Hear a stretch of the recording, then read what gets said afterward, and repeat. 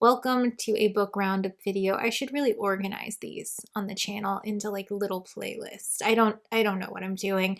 In this version of a video, I talk about all the books I've read since last time I did this version of a video. And you know, last time on last month's episode, I feel like I'm having such a dog shit reading here. I've only read like 20 books and it's June practically. It's practically June. We're halfway through.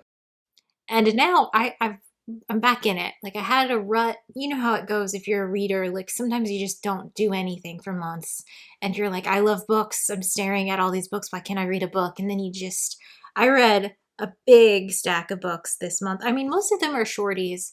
I just love to read a short book, but I did read a bunch this month. So I feel good. Even though I hate the summer, I hate everything about it. I feel good that I am now reading. I did end up reading 3 memoirs about death and dying back to back to back. So, you know, it is sad girl summer, but that's better than not reading at all girl summer, I guess. As usual with these videos, no spoilers. And if you see or hear anything you're interested, I hope you pick it up. And if you read a book because I recommended it or I described it in a way that made you think you would like it and then you ended up hating it, I'm so sorry. Oopsie. Sorry about that. Okay, let's get going. So I'm doing a buddy read with a child who has not read this book yet. So I read it. I've already read it. So when are you going to read it? It's The Tale of Despereaux by Kate DiCamillo, and it's a Newbery Medal winner, and it's a cute little fairy tale. I would say 6 to 10. I liked it. There were some vintage fairy tale moments where, like, I don't know, there's, like, you know how in the Brothers Grimm, like, kids are murdered and baked into pies and things, like very kind of serious things, but they're in a children's story, so they're not taken serious. There were moments like that in this, and I think that that's good. It's a challenging read, I think, for a 6 or 7 or 8-year-old, and I think that that's good. Makes them think on things. It was fine. I don't know. If you know a 9-year-olds, perhaps recommend them this. It was fine. I think this author is a very famous children's author. She also wrote, like, Because of Winn-Dixie, I think. I don't think I've read anything else from her. Speaking of children's books, the next book I read is Make Believe, On Telling Stories to Children by Mac Barnett. He is one of my favorite children's, like, picture book authors. And it's a little book of essays about why we tell stories to children and why it's important to tell stories to children. And I absolutely loved this. I loved this so much. I bookmarked so many pages, very interested in the way we tell stories to children and why we do that and the motivations we have for doing that. Well, also, you know, children are people and people deserve art. And I think art for children should be challenging and interesting and thought-provoking, even if it is a picture book with no words. And Mac Barnett really, he fucking gets it. I loved this book. If you ever think about those things, I would recommend it so much. I thought it was really good. There is a footnote in this book that I will be thinking about for the rest of my life, so I'm going to tell it to you now. It's not a spoiler because it's a book of essays. In case you don't read this book, I need this to leave my brain. So I'm going to put it to you. He tells the story of the death of the woman who wrote Goodnight Moon. She was getting operated on for cancer, like a removal of a tumor or something. She gets the surgery. It's very successful. She gets out of bed and does a high kick to celebrate, which dislodges a blood clot in her leg, which travels to her brain, and she dies of an aneurysm. So there's that. Now you know that that's a possibility. So hopefully I can stop thinking about it because I've told you about it. I loved this book. It was a little shorty, a little book of essays. Also, like, big recommend on Mac Barnett's children's books. Here are some of my favorites from him. I loved this. And the art, look at the art. It's so nice. This was fantastic. I can't recommend this enough. Okay. Great. Oh, wait, you know what? This was a pre-order and I read it. I read it right when I got it. I love that for me. Okay, you guys know I love talking about book quality. You recognize this. This is an NYRB fantastic producer of books. This is called The Singularity by Dino Buzzati, translated by Annie Milano Appel. And just enjoy that cover art. From the title, I'm sure you can tell it's the story of like artificial intelligence, like a computer that has been made into a brain. And in this story, we have a scientist who the government is like, hey, you have to move to this secret place and do this research and like bring your wife because you're going to stay there. You're not going to be allowed to leave. And he's like, oh, should I do it? And they can't tell him anything about the mission. And of course, because of the title, you know what it is. And they go and, you know, the plot happens. No spoilers, of course. This is a short little story about artificial intelligence. And it was written in 1960. Let me look it up. So it was published in 1960. It takes place in 1972. You know, they're moving to the future to do a big computer brain story. And I would say it's prescient with our current stupid obsession with AI. And I don't know. Like the majority of sci-fi stories, it's about humans and not really the technology. And I would say it's interesting. It's interesting if you are interested in this story, the story of artificial intelligence. It felt the female characters in this book, I don't know. I don't think the author is a misogynist. I just think there were misogynists in the story. And it made it obvious. I would recommend it. It's interesting to people, I think, who are interested in how humans interact with computers that are told to say they're human. Yeah. Next on my list, I read the Odyssey. I made a whole video about the Odyssey. I love the Odyssey. I especially love Emily Wilson's translation. It's very good. I really like it. I am excited to see this movie, and I think I'm going to see it. I'm going to see it in a couple weeks. So that's exciting. Big recommend on the Odyssey. I actually have her Iliad. The Iliad, I haven't read it yet. I should read her version of the Iliad. It's just not. I really like the Odyssey because I like the family elements. And the Iliad is very much more a war story. But I should read it. I should read her. I have it. I should just read it. Next, I have a little post-it to remind me that I read Elena Ferrante's My Brilliant Friend. I read it on an audiobook. I have had a copy of this book for so long, and it's been staring at me. And I started the audiobook with the intention of reading the book also, like simultaneously. And I'm looking, because these are most of my unread books, and I seriously think a month ago, I was like, I'm never going to read this. I've been staring at Elena Ferrante for years. I'm never going to read it. So I donated it. And then I started reading it. So that's crazy. I can't believe I've done this. I think I don't have it anymore. I don't know. Let me know if you ever see it in a video. But I listened to the audiobook of My Brilliant Friend, and I liked it a lot. I liked the characters. I liked, most of all, I think, a description of Italy at that time period. Just the way the people were living and the way they were working their jobs and the way I love learning about history in that way. Like, the writing was brilliant. The story was great, but I just really like the world we were placed in. I thought it was really interesting. And I don't think I'm going to continue the series. Like, there are so many books. I can't sign up for a giant series, which I know people will say like, oh, there's a really, really good TV show of My Brilliant Friend. And I'm sure that it's great, but I don't want to watch. I don't want to spend that volume of time on one story when I have so many stories. I don't know. I think that's why I love short books so much, because like you're in it, you're deep in it, you're in the world, and then you can move on to the next. I don't know. Is this a negative characteristic that I have, that I don't want to spend more time in the world? I don't know. Anyway, I did like it. Big recommend on Elena Ferrante. I liked it a lot. I liked the story. I really liked the world. I really liked it. I won't be continuing the series, but I did like it. I guess maybe I'm not going to take it off the table. Okay, next I read Parsifal, a novel by Jim Crusoe.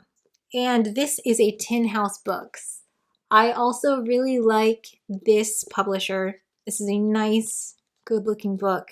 This is the story of a guy who lives in a world where things are just falling out of the sky. It seems that the sky is at war with humans. And when I say things, it's like it started where like paper clips were falling, and now like randomly like a washing machine will fall out of the sky. And like people are dying all the time. They're just getting struck by objects. And it's intensifying. And our main character is dealing with this, but like also not really talking about it and going on a journey of discovery of his childhood, trying to find a cup that his father had given him as a child. I'm going to say something embarrassing, but it shouldn't be embarrassing to learn things. So I'm not embarrassed. I'm not embarrassed to say the characters in this book would learn the main character's name, Parsifal, and then would be like, oh, like the story. And I didn't know what they were talking about. Parsifal is on a journey to find a cup. Apparently, there is like a big legend book about Percival, a guy who was on a journey to find the Holy Grail. Now, I know what the Holy Grail is. I have heard that story. I've seen Indiana Jones, of course. I didn't realize there was like a very famous story written in the 1100s about it. And I learned that from this book, and now I'm like really excited. I think I've mentioned this before when I read The Green Knight. Like I got super into mythology, but not necessarily of the Normans. You know, I was more like Greek and Roman mythology, Egyptian mythology. So I didn't know. So I'm excited to find a nice version of the Percival story and read it. I didn't like this book. This book, the main character had a really weird childhood, and as a result was a very weird person, and we don't really learn about that. And I was bored. I'll say I was bored. So like I like fantastical realism, and this story has it where it's like, oh, stuff's falling from the sky, but I don't feel like enough happened to make me interested in it. And I don't think I would recommend this. But if it does sound interesting, try it out. I am grateful to learn about Percival and the Holy Grail, which, I mean, recommend me a version of that and I'll read it. So then I picked up a memoir about dying. I read Dying, a Memoir by Corey Taylor, a Barack Obama Best Book of the Year. I gotta say, Barack Obama, his book recommendations are hit and miss for me. I really like his music. Oh, this sticker is not going to come off, is it?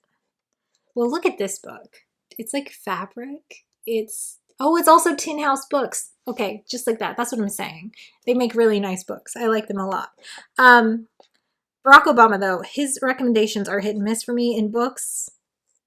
But I do feel, oh, that's going to ruin it. I do feel, nope, I'm going to stop. We're leaving Barack Obama's sticker on it. I do feel like he actually reads the books and has opinions on the books. And so if you look at his book recommendations throughout the years, you can tell that there's like themes and interests. Like he's actually reading the books, which I really appreciate, because like a lot of celebrity book recommendations, I'm just like, I don't care.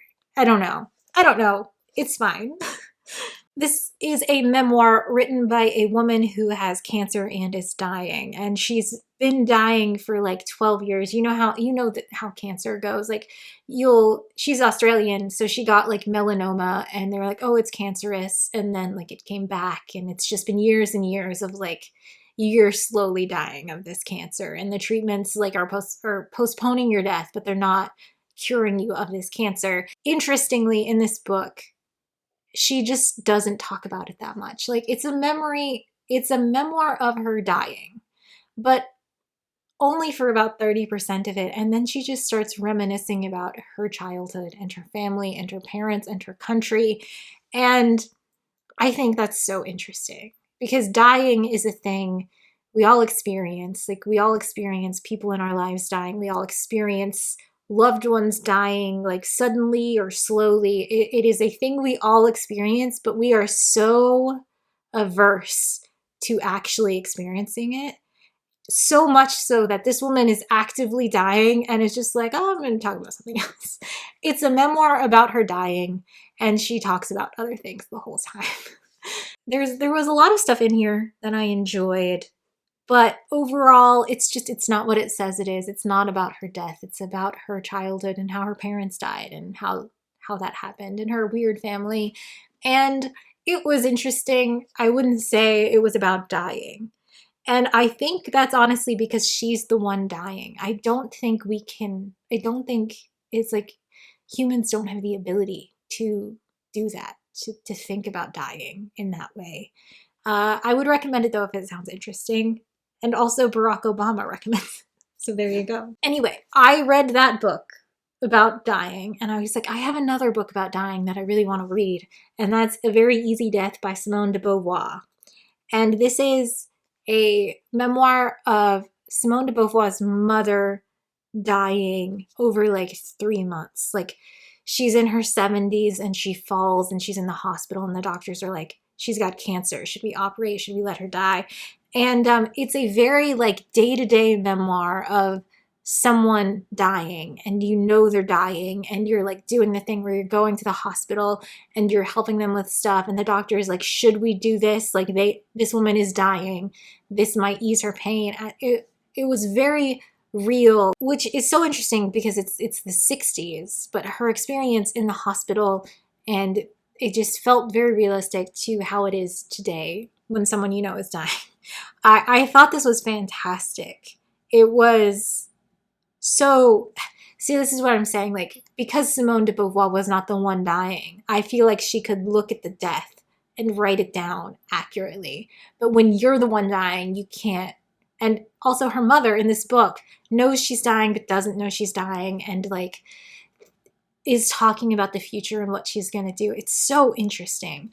I really recommend this. I thought it was really good. The title is a quote from what the nurse says once her mother passes. And it's like after we've watched all of this, like, you know, like dying isn't easy. There's like a lot going on. She's having very painful days. She's having days where she doesn't know what's happening. She's having lucid days. And then the nurse is like, yeah, that one was pretty good. A very easy death. And it's like, what? Big recommend on this. And I don't know why I read it so suddenly after reading this other memoir about someone dying. I was like, oh, I have a similar book. And once I read this, I was like, oh, I have a similar book. Next I read Things in Nature Merely Grow by Yoon Lee, which is a Picador book. I also really like Picador. Okay, this is a book, a memoir about a woman whose second son has died by suicide.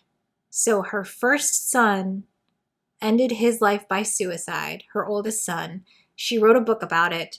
Years later, her second son ends his life by suicide in the same way. They live in, she works at Yale, so I imagine she lives in New Jersey. And apparently there are two train stations that go to New York. One of her sons jumped in front of a train at one, the second son years later at the other one. This is the book that comes out after the second son. And I want to tell you my thoughts reading this book. I hated this book. I hated every second of it. And while I was reading it, I was having intense feelings of deja vu, where I was sure that I must have started this book and like DNF'd it and put it away and been like, no, I'm not reading this. And then I realized I was remembering a book I read maybe 2 years ago and talked about on this channel called Fee, where a woman talks about her son's suicide. And it was the same, okay, I don't have a great memory of books. When I read books, I am like feeling emotions. And when I think about a book later, I remember the feelings I felt while I read the book and not necessarily the plots or the big beats or the big things that happen. And I was reading this book and feeling like I had read it before because I was feeling the exact same emotions that I had felt when I read Fee, which is a very similar story. I don't know. It's okay. when I talked about Fee, I was like, this doesn't really seem like you're writing for your son.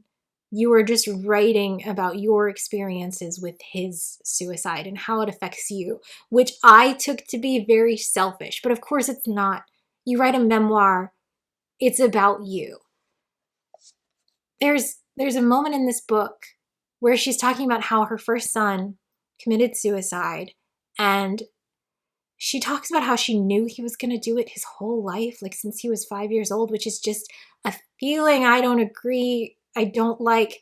But then she was like, and then I wrote a book, and the book was a novel. It was fiction. It was a fictional conversation with her son, and it was very successful.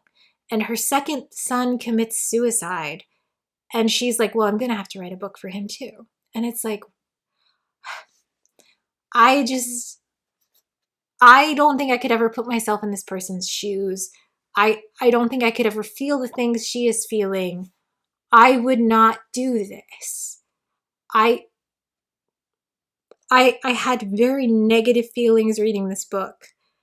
I don't know if they're accurate. I don't know if my feelings are good. It feels like you're monetizing on a tragedy in a way that I don't want to think about. So reading this book, I just had very negative feelings. Like there were moments where she was talking about how people were reacting to the news of like, oh, your second son has also committed suicide, and people were being really rude and mean. And like in those moments, I felt a lot of like compassion, and I was like, oh, I can understand that people would be like weird about this, and that would be really frustrating. And like your life is like the way your life would change in these events, I can understand is very like huge. This was so strange. And to realize I had read an identical book and had the exact same thoughts, I was like, why did I get this? Why did I read the back cover and be like, oh, this would be interesting?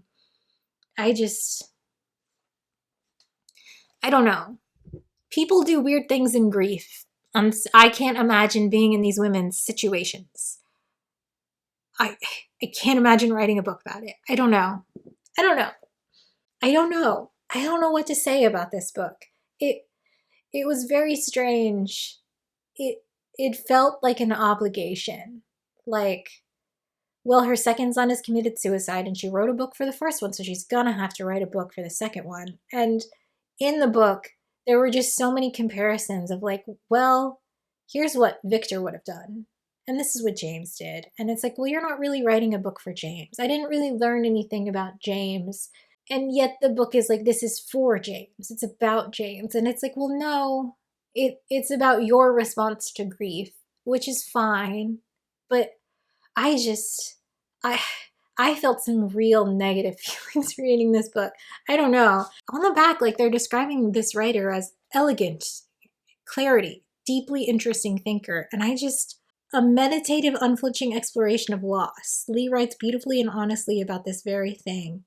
And I don't think this read like a grocery list. This was like, well, all my children have committed suicide and I must go on. So I'm doing it. Here's this book. And I didn't see any of her grief or her thoughts or her feelings in this. It was just, like I said, it was a grocery list of like, well, now I have to keep writing. I have to keep going to class. And it's like, but did you have to write this? I don't know. I would like to get this out of my house. So yeah, I stopped reading memoirs about death after that.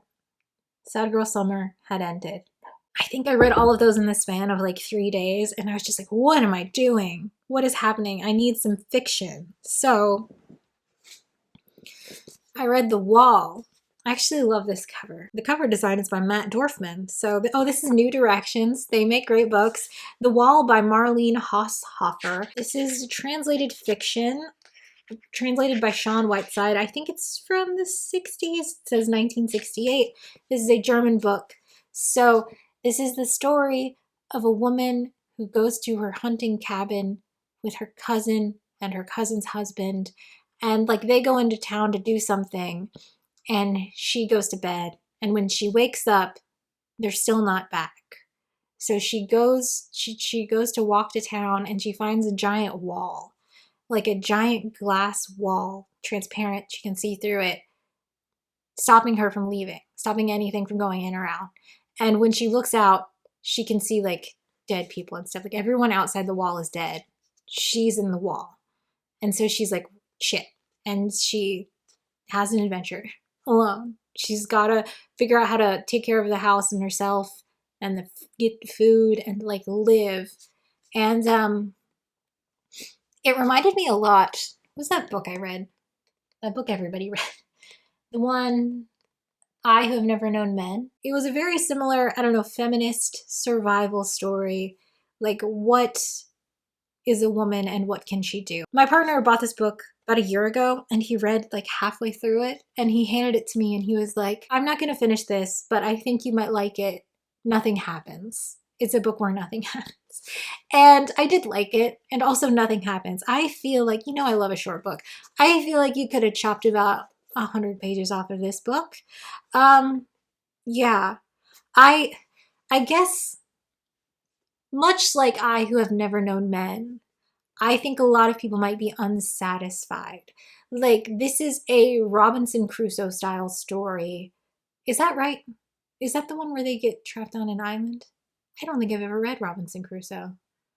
It's a survival story. Like, someone has to survive. It's The Martian. You know, it's a lot like I Who Have Never Known Men. Like, you have to survive. But like I Who Have Never Known Men, there's this sci-fi element mystery. Like, what is the wall? Why is it there? What is it made of? Which is not explored.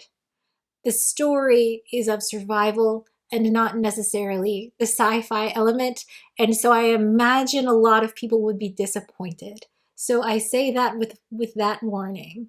That's what this book is. And I liked it. I liked it a lot. I just realized I have another book by her right here that I haven't read. So I'm just going to put this here so I remember to read it because it's a little shorty. And also look at the cover. Also Matt Dorfman, great job. These are great. Look at these. They're cute. Okay, yeah, I'll read this next. Okay, next, I read Jonathan Livingston Seagull, A Story by Richard Bach. Photographs by Russell Munson, because a lot of this book is pictures of seagulls. This is one of the worst things I've read in a long time, and I read a lot of self-help, actually. I haven't in recent years, but as a youth, I did read a lot of self-help books, and this was a sensation. It's called the glorious #1 bestseller. This was like the best-selling book of, I think, 1972 and 1973. They made a movie. You guys, I went to the thrift store after I read this, and I found this album, which for a quarter. So they made a movie. The movie had a soundtrack by Neil Diamond. The movie, the soundtrack, the book were so popular that this orchestra played music from the film and made a separate album which people purchased. Like, this was huge. It was a huge event in the public. People loved this. And this book, I don't want to be rude because I do think if you read this at a very particular point in your life where you're feeling down and you need to be inspired, you might get inspired by this, which is just a Jesus allegory. Like, why is the seagull named Jonathan Livingston Seagull? Like, why is that his name? This book is about birds. It's just a bird. I mean, honestly, you could probably knock it out in like an hour. It's about a bird that wants to fly, and the other birds are like, don't think about flying, you have to think about food. And it's so bad. If you liked this, I'm so sorry. You're allowed. You're so allowed. It's just, I found it insulting. To call this a book is insulting to books. To present it to me, Richard Bach, as if you wrote something that deserves to be read is insulting. It was offensive, I think. That's really mean, but that's how I feel. I found this offensive.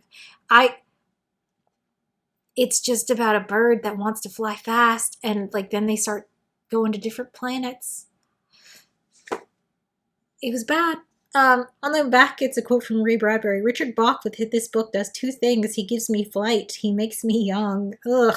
I think on Blue Sky, I said it reminded me of The Secret, where it was like, if you have problems, just like stop. Like the reason you have problems is because you're not thinking good. And if you were thinking good, you wouldn't have problems. Like that's what this is. It's like offensive. It's bad. And again, I'm so sorry if you read this at a very vulnerable moment in your life and it was very helpful to you. You're allowed. I was deeply offended by this. I got it at Half Price Books for like $1. I had heard of this. Cause like, I like books. I'm into books. I like to hear about books. I like to not only read books, but I also like to hear about books that were like very popular and why. Like The Sorrows of the Young Werther. That was a very popular book. That's very interesting. This was also a very popular book. That's interesting. And so I'm glad I read that to like understand the zeitgeist. But who boy, I cannot imagine being a reader in 1972 and your colleague who has never read books is like, I found the best book, you should read it. And then they hand you this. Like, oh my God, I was offended. And I mean, you're allowed to write offensive books and sell them, and that's fine. I'm going to keep it. I don't know. I always make a little pile of what I'm going to donate, what I'm going to keep. I'm going to keep this just as like a souvenir of me having read a thing. So next I read A Woman's Battles and Transformations by Edouard Louis. What do you think, Louis? Lewis? So this is a memoir of a man who sees a picture of his mother. I think it's in here. Well, the other cover has the picture. Oh, this is the picture. He sees this picture of his mother as a youth, and he reflects on her horrible marriage to his father and also her previous horrible marriages and how her youth was kind of taken from her. And he writes about it. He writes about his childhood, which is fraught with like bad things. And so his relationship with his mother is complicated. And I think as an adult, he is seeing his mother as a person and not just his mother, and trying to handle the bad things that happen and like just see her as a person and maybe change the way he feels about his childhood. The part I really found interesting in this book was his kind of discussion with class struggle, and he's growing up in poverty with his mother who's got 5 kids and horrible husbands, and like she's dealing with all of this, and she's also very young. And then he goes to school and he kind of does a thing that's unheard of in his family, and he leaves poverty. He's kind of reflecting on how that changed his relationship with his family and his mother and what that means. And I found that very interesting. Can you spoil a memoir? I feel, okay, if you're interested in this book, I would recommend it. I'm going to spoil it now, so skip ahead if you don't want the spoiler. It's not a spoiler. I thought for the first half of this book that his mother was dead. I thought he was writing a distance away from this and like reflecting as like, I'm an adult now. Let me see my mother as a human person. But she's not dead. They have lunch. She moves to Paris. She gets a boyfriend who's nice. And like they have lunch, and it kind of changed how I viewed it in a way where I was like, well, I would rather hear her version of the story. Like, I don't really care how you feel. Like, I mean, I do care about this author's experience in his childhood, but he wasn't writing about his childhood. He was writing specifically about his mother. And I was like, well, if she's still alive, let's hear it from her. Like, what is this? I don't know. I liked it though. This is the last book I finished. Ursula K. Le Guin, The Language of the Night, Essays on Writing Science Fiction and Fantasy. And a couple of things. I got this because I wanted to see what she said about the word for world is forest, which I read and I loved. I read it and it was like one of my favorite books of the year. I loved it so much, and I heard that she didn't like it, which was interesting because I read another Ursula K. Le Guin, and I will continue to read her. I like her a lot. Actually, I loved this, by the way. All these essays were very good. I loved it. But she thought the word for world is forest. She thought it was too angry. she didn't like it as much as her other books. And that's what I loved about it. So I really enjoyed reading her interpretation of her own work years later. I really enjoyed that. But also, you guys, in this book, I had no idea, but in this book, she talks about Jonathan Livingston Seagull and calls it, she says this.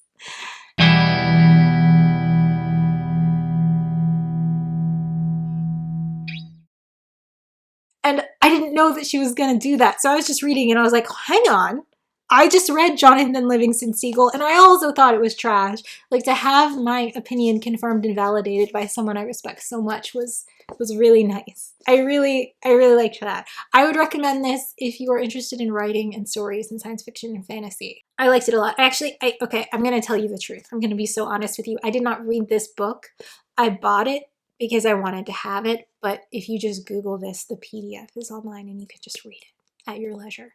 So yeah, I really liked it though. Big recommend on this. If you're interested in writing and how writers think about their own books. I'm DNFing this. This is a library book. It's called A Marriage at Sea by Sophie Elmhurst. And it is a true story about this couple who's on a boat and they get shipwrecked and they're stuck on a raft for like 100 and something days. And it was just, I didn't enjoy it. I didn't like reading it. This was also an Obama recommended book. He's got a wide breadth of interest, but I think he actually reads the books. I think he liked this. I didn't like it. And also, I've noticed that I'm much more willing to DNF something if it's a library book. Like, it's like a zero cost to me. Like, I'm just like, oh, I'll just take it back. If I had purchased this, I would have finished it. But I'm not going to finish it. I'm really into the sea, but not so much a couple bickering lost at sea. It just wasn't interesting to me. So right now I'm reading two things. Preschool Clues, which Raising Smart, Inspired, and Engaged Kids in a Screen-Filled World by Angela C. Santamaria. I think I'm saying that right. She is kind of, I guess people would say that Miss Rachel is the spiritual successor of Mr. Rogers. And also, Angela Santamaria made Daniel Tiger, Blue's Clues, Super Y. She knows how to make really good children's programming that keeps them kind of paying attention and learning. And I'm really interested in that. Like, I'm interested in children's media. I got to tell you, she has another book that I really didn't like. And it's like we gotta all come together. We gotta put aside our differences and work together. And I just feel like she has a very Gen X way of thinking. And it's like, Angela, sometimes like people are huge racists and actually I don't give a shit what their opinion is. Do you know what I mean? Like, it's a very pre-2016 way of thinking. And I'm feeling very similar about this book. There's a lot of meat in here. And she's obviously very good at her job and very successful, but I'm not loving this. I also feel this way about this style of book where she is giving her opinion on how children's programming should be. And obviously I respect and value her opinion in that specific area very, very much because she's very good at it. But she's also just randomly citing studies. It feels Malcolm Gladwell. That's what it feels like. And I don't like that style of book. Like, let me read your opinion on it, but don't try to back up your opinion with studies on screen. It's just that, I don't know. I'm enjoying it. It's fine.